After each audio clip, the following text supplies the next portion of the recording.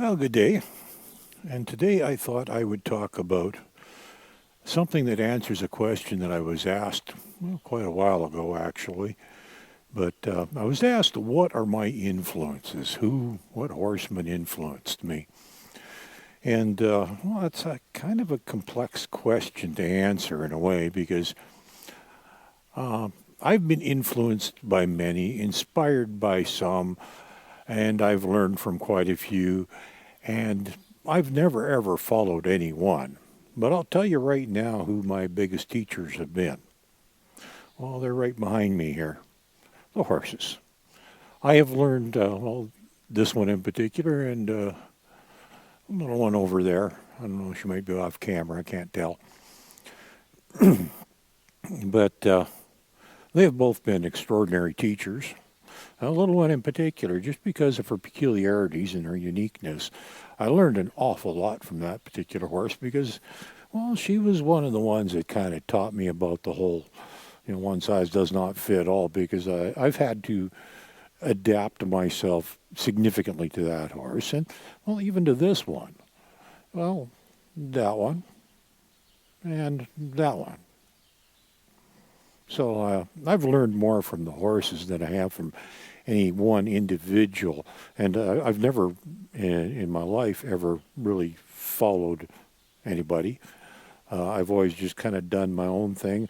Very early on, I did have a couple of people that were rather inspirational to me. Um, I would have to say my start was probably, it was probably one individual, a fellow Canadian. I'm not going to mention any names, but he kind of showed me because he was a fairly good teacher. Watching some of his DVDs, I realized just how easy it was to communicate with a horse and to do training. And that was kind of my start. And I just went from there and kind of kept making things up. And I did what felt right or seemed right. And, then I started getting different ideas about how things should be done, how I should approach certain problems. And most of that, and from that point on, I was watching a lot of other people, not so much in person, but an awful lot of videos.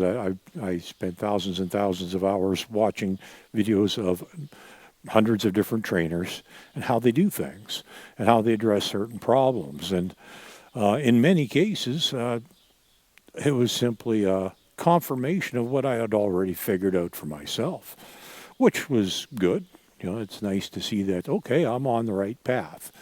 And I did actually uh, get a fair bit of inspiration slash confirmation from some guys that fairly well known from days gone by and a few things like that. And what I really came up with, though, something I've talked about in another video, well, a couple of videos actually, to a certain extent.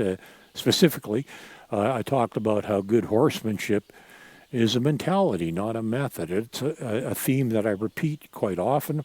It's something that I have believed from the very beginning, that my mentality towards the horse and my approach and the way I do things, it's all about my mentality. The methods and techniques, well, I picked up a few of them from other guys, quite a few. I can't even narrow it down to, I probably couldn't even narrow it down to a dozen because there's been that many different influences in my life as to little tricks and, of the trade and that sort of thing.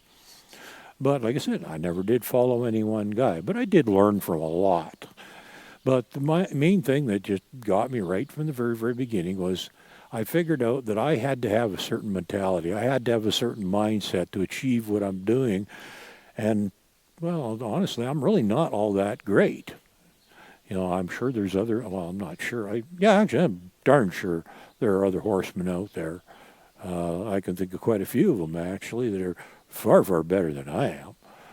But what I discovered is if you get your head in the right place, and this goes back to another video I did years ago about something I started noticing after a while when I started observing some fairly good horsemen and how they did things, even though their methods and techniques were different, and sometimes quite different.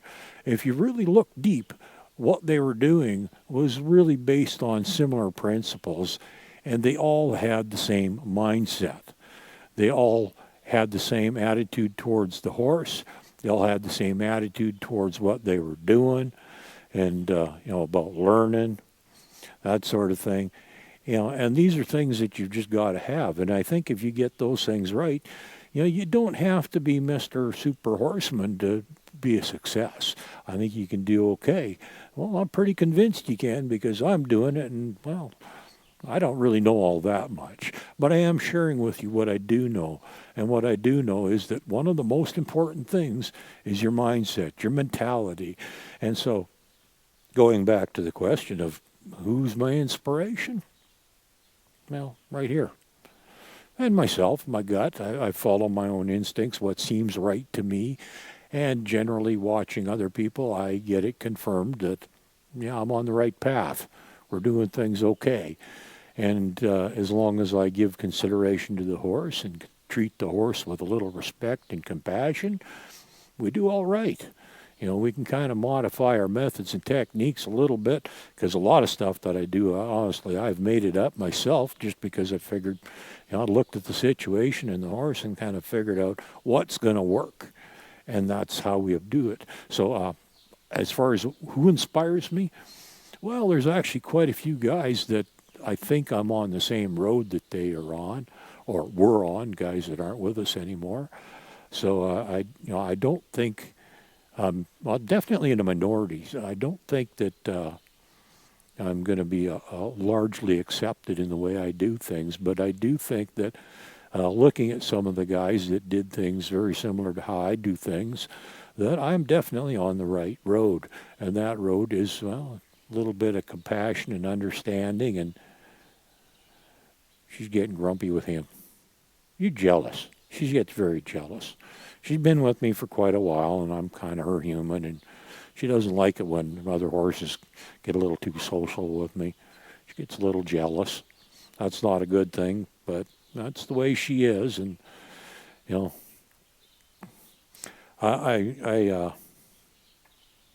there she goes again. You just leave him alone. You don't bug him. Clint's a nice little man. It's okay, Clint. Now you think I'm going to get after him, too? You set a bad precedent. Yeah, he's going to go over there with little girl because she don't give him no trouble. She's a pretty good little horse. She doesn't make trouble. But anyhow, that's kind of my story as far as my influences. I don't want to start name dropping, but there are a lot of very, very good horsemen that both past and present that have influenced how I do things to a certain extent. But when it comes to the methods and techniques, but the mentality itself, though, I don't think anybody ever taught me that. And it's kind of interesting that there was one very good horseman. He says, there's some things that you can't teach, but you can learn. And I guess that's kind of what I've done. And through the help of the horses, I've learned things that you can't be taught, but you can learn them. There's no doubt about that. And when I read that line years later, I had a bit of a chuckle because I realized that, he's right. There's things that you can learn them, but they can't be taught. And that's one of the unfortunate things about doing these videos and trying to share things with you is there's a lot of stuff I can't teach you. I can only tell you that there definitely is a mentality that you need to have. You have to have a certain inspiration, certain mindset inside of you already. And if you get that, or if you figure out what it is and how to adjust yourself a little so that you got it working, the rest comes pretty easy. And I'm speaking from experience. As I found once I got my head in the right place and learned just a few very basic things, it really wasn't hard. There's a lot of stuff you can do on your own with very, very minimal skills or talent, even very minimal facilities. You don't have to have a lot.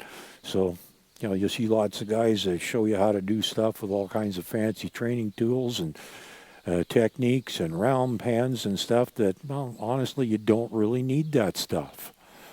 And you're going to have to back up a little bit. You're getting in my way. Thank you, sir. But, you saw, the amount of pressure I used to back them up. I just touched them with a finger. And, that's the respect I have for horses. And that's the kind of respect you have to have in your head for your horse to be able to do it right. And, I mean, you can learn from lots of people. You can learn from dozens, hundreds even maybe, depending on how much time you got to watch videos and go to clinics and stuff like that. Watching videos on YouTube's a whole lot cheaper, I'll tell you. But, you can go audit clinics. It usually only costs you $20, $25 to sit there and pay attention and learn a little bit. And put that in your toolbox, take it home, and you can actually learn from a lot of people. You can be inspired by a lot of people. And, like I said, who inspired me? Nobody. These guys here, they're my inspiration. I learned from them what does and does not work. And I just generally kind of looked around myself and saw how things have been done in the past and decided that, I don't think that's the right way to do things. I think there's got to be a better way. And so, that was that was my inspiration, is what I saw that I didn't like, probably. As far as doing things right, well, that just kind of happened. I didn't really have any one source that I have learned from. I don't model myself after anybody. I just try and be the best me I can.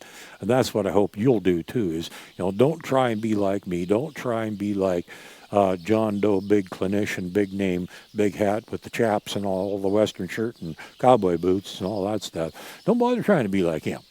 Just be like you. Be the best you that you can be, and that's the best inspiration that you can have, that in your horse. So I guess that's about it. I can't really give you any more, because who's my inspiration? I didn't really have one. Just these guys. And they're the best teachers you're ever going to have. Have a good day. Funny little guy.